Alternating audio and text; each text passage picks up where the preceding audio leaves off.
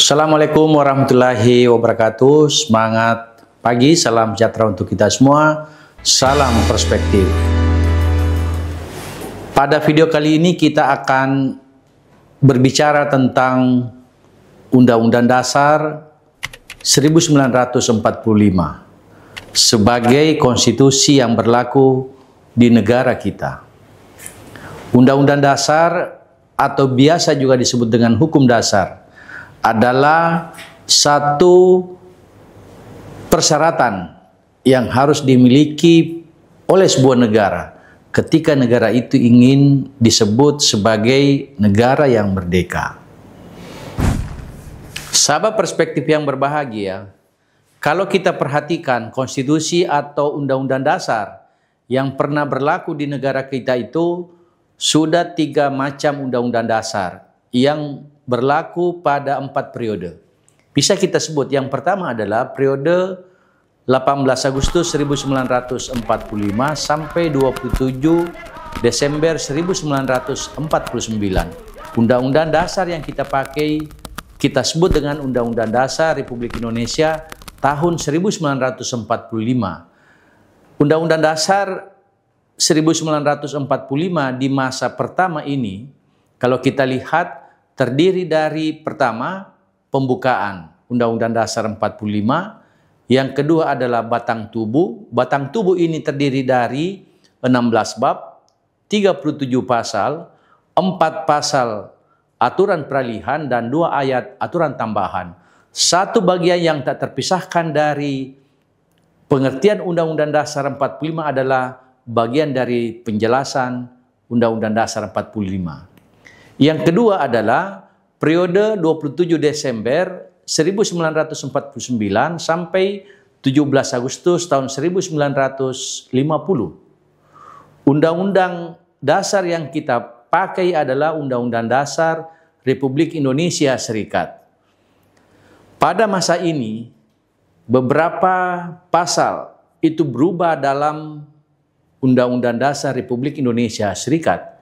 Kita bisa menyebut dalam Undang-Undang Dasar RIS itu terdiri dari 6 bab, 197 pasal, dan beberapa bagian yang tidak terpisahkan dari pengertian Undang-Undang Dasar Republik Indonesia Serikat.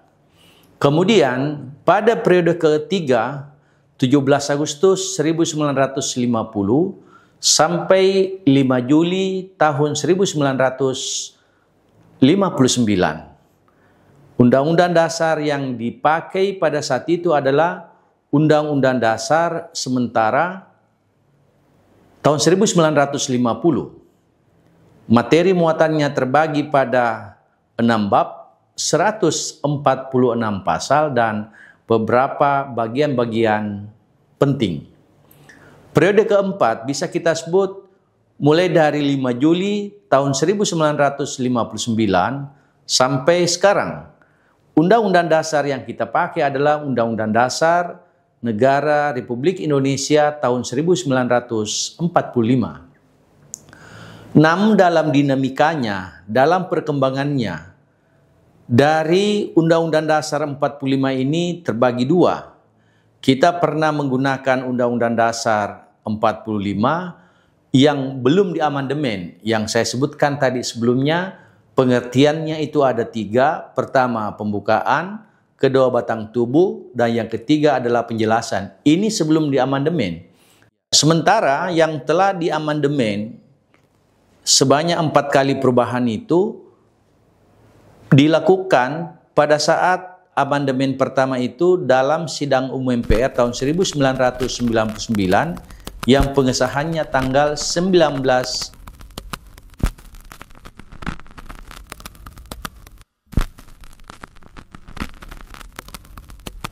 Amandemen kedua itu dihasilkan pada saat Sidang Umum MPR tahun 2000 yang pengesahannya dilakukan pada tanggal 18 Agustus tahun 2000. Amandemen ketiga itu dilakukan pada saat Sidang Umum MPR tahun 2001 yang pengesahannya dilakukan pada tanggal 10 November tahun 2001. Dan yang terakhir, perubahan keempat adalah dilakukan pada saat sidang umum MPR tahun 2002 yang pengesahannya dilakukan pada tanggal 10 Agustus tahun 2002. Sahabat perspektif yang berbahagia, Undang-Undang Dasar tahun 1945 yang kita kenal hari ini sesungguhnya itu dihasilkan oleh PPKI pada tanggal 18 Agustus 1945. Namun kita harus memahami semua bahwa Undang-Undang Dasar tersebut merupakan karya besar dari BPUPKI. Seperti kita tahu, sebelum Undang-Undang Dasar ini kita kenal, BPUPKI telah melakukan 2 kali persidangan. Sidang pertama pada tanggal 29 Mei sampai 1 Juni tahun 1945 yang kita tahu menghasilkan hukum dasar, menghasilkan Pancasila yang kita kenal hari ini. Sidang kedua pada tanggal 10 sampai 16 Juli tahun 1945. Karya besar dari BPUPKI ini kemudian karena berakhir masa tugasnya digantikan oleh PPKI. Itulah yang kemudian melakukan sidang pada tanggal 18 Agustus tahun 1945. Kalau kita perhatikan, ada 3 keputusan penting dalam sidang PPKI tanggal 18 Agustus tersebut. Yang pertama adalah pengesahan rancangan pembukaan hukum dasar dan hukum dasar menjadi Undang-Undang Dasar Negara Kesatuan Republik Indonesia. Keputusan kedua adalah memilih Insinyur Soekarno sebagai Presiden Republik Indonesia dan Dr. Andes Muhammad Hatta sebagai Wakil Presiden Republik Indonesia. Putusan ketiga adalah membentuk satu lembaga yang disebut dengan Komite Nasional Indonesia Pusat atau KNIP. Dalam sidang PPKI yang hanya berlangsung 2 jam dalam hari itu, tentu ada yang bertanya, mengapa ini kemudian sangat singkat? Dapat kita sebutkan bahwa singkatnya masa sidang PPKI itu karena rancangan pembukaan hukum dasar yang dihasilkan oleh BPUPKI itu sudah sampai pada anggota PPKI, sehingga dalam masa reses kemudian itu dilakukan perubahan dan kita tahu semua bahwa hasil itulah kemudian yang menjadi Undang-Undang Dasar 45. Namun ada 4 hal sebenarnya, meskipun tidak secara besar, tetapi ada perubahan-perubahan yang sedikit yang kemudian berubah dari rancangan BPUPKI yang disahkan oleh PPKI. Yang pertama adalah istilah hukum dasar itu diganti dengan Undang-Undang Dasar. Yang kedua adalah kata mukadimah itu diganti dengan pembukaan. Dan yang ketiga adalah dalam satu alinea isi pembukaan itu disebutkan dalam bahasa dalam suatu hukum dasar yang kemudian dirubah menjadi dalam suatu Undang-Undang Dasar. Kemudian yang keempat adalah ditambahkannya atau diadakannya satu pasal mengenai perubahan Undang-Undang Dasar yang sebelumnya yang dihasilkan oleh BPUPKI itu tidak ada. Sahabat perspektif yang berbahagia, konstitusi yang kedua yang kita pakai adalah kita sebut dengan Konstitusi RIS atau Undang-Undang Dasar Republik Indonesia Serikat. Dalam perubahan konstitusi ini, nampak jelas bahwa yang kita gunakan ketika itu adalah bentuk negara serikat atau Republik Indonesia Serikat. Ini dilakukan atau diterapkan sampai pada tanggal 17 Agustus tahun 1950 yang di dalamnya itu kemudian perkembangannya kembali kepada bentuk negara kesatuan. Kalau kita lihat Konstitusi Republik Indonesia Serikat ini terdiri dari 4 alinea dan batang tubuh 6 bab, 197 pasal, dan beberapa ketentuan pokok. Ketentuan pokok yang kemudian menjadi satu nomenklatur yang penting ketika konstitusi RIS ini dipakai adalah, pertama, bentuk negara itu berubah dari bentuk negara kesatuan ke bentuk negara serikat. Yang kedua, bentuk pemerintahan yang digunakan menurut ketentuan pokok ini adalah bentuk pemerintahan republik. Konstitusi yang ketiga adalah Undang-Undang Dasar sementara tahun 1950 sebagai pengganti Konstitusi RIS 1949.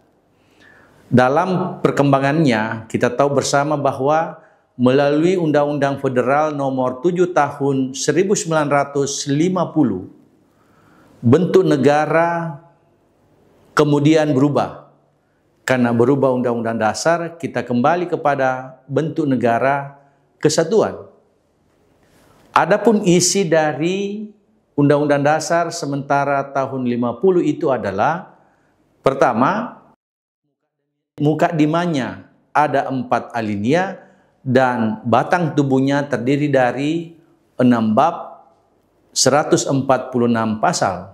Adapun ketentuan pokok yang menjadi satu ketentuan yang tak terpisahkan dari pengertian Undang-Undang Dasar sementara 50 adalah, pertama, bentuk negara yang dianut adalah bentuk negara kesatuan dan bentuk pemerintahan yang diterapkan adalah republik. Yang kedua, sistem pemerintahan yang diterapkan adalah sistem pemerintahan yang berbentuk parlementer. Kemudian yang ketiga, adanya badan konstituante yang dibentuk dalam rangka menyusun atau merumuskan Undang-Undang Dasar yang menjadi Undang-Undang Dasar tetap sebagai pengganti dari Undang-Undang Dasar sementara tahun 50. Sahabat perspektif yang saya muliakan, dalam perkembangannya Undang-Undang Dasar sementara tahun 50 ini yang kita kenal berlaku sejak tanggal 17 Agustus 1950 sampai 5 Juli 59. Kita kenal dalam lintasan sejarah bahwa badan konstituante yang diberikan tugas khusus untuk kemudian menyusun Undang-Undang Dasar sebagai pengganti Undang-Undang Dasar sementara tahun 1950, kita tahu gagal menghasilkan atau merumuskan rancangan Undang-Undang Dasar. Inilah yang kemudian memicu lahirnya Dekret Presiden 5 Juli tahun 1959. Seperti kita tahu bahwa ada 3 isi dari Dekret Presiden 5 Juli 59 tersebut. Yang pertama adalah pembubaran konstituante. Kita tahu semua tadi bahwa pembubaran ini dilakukan karena badan konstituante gagal menghasilkan Undang-Undang Dasar. Yang kedua, menetapkan berlakunya kembali Undang-Undang Dasar 1945 dan tidak berlakunya Undang-Undang Dasar sementara tahun 1950. Dan yang ketiga keputusannya adalah pembentukan MPRS dan DPAS.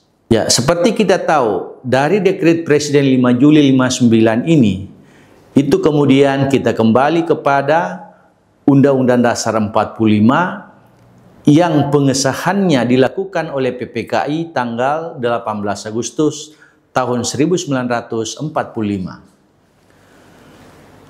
Undang-Undang Dasar 45 yang disebutkan tadi berlaku mulai 5 Juli 59 sampai dengan tahun 1998 itu sesungguhnya berlaku pada 2 masa pemerintahan. Pertama, pada masa pemerintahan Soeharto yang dimulai 5 Juli tahun 1959 saat keluarnya dekret Presiden 5 Juli 59 sampai tahun 1966. Dan yang kedua, pada masa pemerintahan Soeharto pada tahun 1966 sampai dengan tahun 1998. Kita tahu bersama bahwa pada kedua masa pemerintahan baik Soekarno maupun Soeharto itu tidak ada perubahan, tidak pernah ada amandemen terhadap Undang-Undang Dasar. Barulah kemudian setelah reformasi kita kenal ada amandemen terhadap Undang-Undang Dasar 45. Sahabat perspektif yang berbahagia, amandemen terhadap Undang-Undang Dasar 45 yang sampai 4 kali perubahan itu dilakukan sesungguhnya untuk merespon perubahan, merespon perkembangan dan tuntutan di tengah-tengah masyarakat yang sangat heterogen. Luar biasa perkembangannya. Inilah yang kemudian justru memicu salah satu tuntutan dari reformasi adalah amandemen terhadap Undang-Undang Dasar 45. Kalau kita perhatikan di masa pemerintahan Soekarno, di masa pemerintahan Soeharto tidak dilakukan amandemen. Maka pada masa setelah reformasi kita tahu bersama inilah yang menjadi salah satu tuntutan dan secara hukum melakukan perubahan terhadap Undang-Undang Dasar 45 adalah sesuatu yang secara hukum dibenarkan. Kita bisa melihat bahwa Undang-Undang Dasar 45 di pasal 37 Undang-Undang Dasar 45 itu diatur dengan tegas tentang kedudukan dari perubahan Undang-Undang Dasar itu.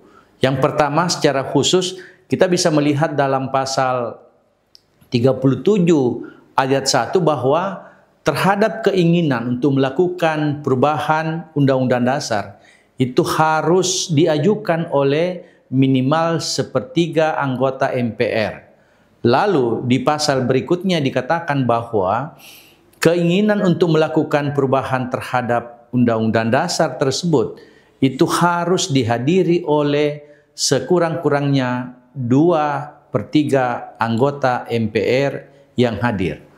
Sahabat perspektif yang berbahagia, kalau kita perhatikan berbagai dinamika dalam perubahan atau amandemen terhadap Undang-Undang Dasar, satu hal yang kemudian hari ini menjadi bagian penting dari kokohnya sistem ketatanegaraan kita adalah ada 4 hal. Yang pertama adalah bentuk negara yang kita anut adalah bentuk negara kesatuan. Seperti yang kita pahami bahwa saat atau tatkala kita berbicara tentang bentuk negara, maka ada 2 hal bentuk negara yang kita kenal selama ini. Pertama adalah bentuk negara kesatuan dan yang kedua adalah bentuk negara federasi atau serikat. Undang-Undang Dasar tahun 1945 sebelum dan setelah diamandemen dengan tegas dinyatakan bahwa bentuk negara kita adalah negara kesatuan sebagaimana diatur dalam pasal 1 ayat 1 Undang-Undang Dasar 45 yang kita tahu bahwa negara Indonesia adalah negara kesatuan yang berbentuk republik. Demikian pula tentang bentuk pemerintahan. Dalam referensi kita kenal bahwa tatkala kita bicara tentang bentuk pemerintahan, maka kita berbicara pada 2 hal. Yang pertama adalah bentuk pemerintahan republik dan yang kedua adalah bentuk pemerintahan monarki. Undang-Undang Dasar 45 sekali lagi sebelum diamandemen sampai setelah diamandemen di pasal 1 ayat 1 dinyatakan dengan tegas bahwa bentuk negara Indonesia adalah negara kesatuan yang berbentuk republik. Kemudian di sistem pemerintahan. Ini juga menjadi bagian yang menjadikan kokohnya bangsa kita. Kalau kita bicara tentang sistem pemerintahan, maka kita secara referensi juga mengenal ada dua. Sistem pemerintahan presidentil dan sistem pemerintahan parlementer. Dalam ketentuan Undang-Undang Dasar 45, bisa kita simpulkan bahwa sistem pemerintahan yang kita anut adalah sistem pemerintahan presidentil. Bisa kita lihat beberapa pasal fundamental yang menyatakan bahwa sistem pemerintahan kita adalah presidentil. Yang pertama adalah di pasal 4 ayat 1. Di sana dikatakan bahwa Presiden Republik Indonesia memegang kekuasaan pemerintahan menurut Undang-Undang Dasar. Di pasal 5 ayat 1 juga dikatakan bahwa Presiden dalam melaksanakan tugasnya itu berhak mengajukan rancangan undang-undang kepada Dewan Perwakilan Rakyat Republik Indonesia. Di pasal 5 ayat 2, di sana juga dinyatakan dengan tegas bahwa Presiden itu punya kekuasaan menyusun peraturan pemerintah dalam rangka melaksanakan undang-undang. Tentu banyak pasal yang bisa kita sampaikan bagaimana sistem pemerintahan yang dianut di Indonesia dengan sistem pemerintahan presidentil. Dan yang keempat adalah sistem politik demokratis. Kalau kita perhatikan isi dari pasal 1 ayat 2 Undang-Undang Dasar 45, di sana dikatakan bahwa kedaulatan ada di tangan rakyat dan dilaksanakan menurut Undang-Undang Dasar. Itu berarti bahwa sesungguhnya sistem politik demokrasi yang ada di negara kita adalah sistem politik demokrasi yang memposisikan rakyat sebagai pemegang kedaulatan rakyat. Sahabat perspektif yang saya muliakan, demikian pembahasan episode kita pada kali ini. Sampai jumpa pada episode berikutnya. Salam perspektif. Wassalamualaikum warahmatullahi wabarakatuh.